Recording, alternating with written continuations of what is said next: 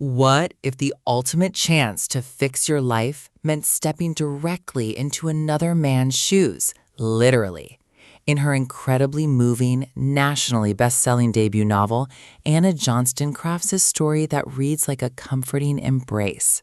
Hailed by critics as an absolute triumph of empathy, The Borrowed Life of Frederick Fife is a beautifully written, laugh-out-loud funny and tender exploration of aging, grief, second chances, and the beautiful accidental families we build along the way. The story introduces us to Frederick Fife, a fiercely kind but desperately lonely 82-year-old man living on the absolute margins of society. Frederick is a man who has lost everything. His beloved wife Martha passed away years ago.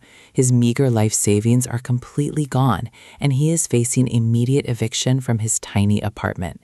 Yet despite his crushing isolation and the fact that he is regularly forced to rummage through neighborhood bins just to find a scrap of food, Frederick refuses to let the world harden him.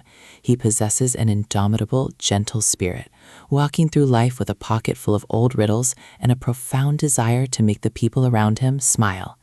Frederick's life changes forever on a freezing afternoon down by the local river.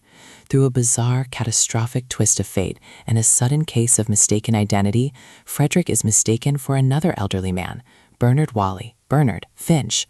Unlike Frederick, Bernard is a deeply cantankerous, wealthy man who has spent the last several years completely nonverbal and paralyzed by severe dementia in a nearby high-end aged care facility called Wattle River.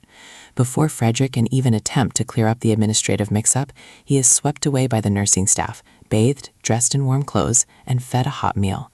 Looking at the soft bed and tasting real food for the first time in months, a desperate Frederick makes an impulsive, high-stakes choice.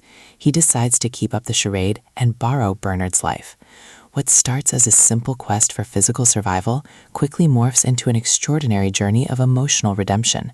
As Frederick populates Bernard's empty shell, he brings a radiant warmth, deep listening ears, and sudden miraculous improvements to the nursing home, completely transforming the lives of the overworked staff and lonely residents. But the stakes skyrocket when Bernard's estranged daughter, Valerie, and his grieving granddaughter, Hannah, return to make amends with the man they thought hated them.